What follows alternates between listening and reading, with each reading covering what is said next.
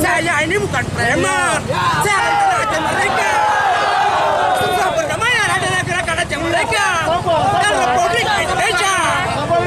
Perkara MOU belum selesai. Ngerti nggak? Ngerti nggak? Saya tentara.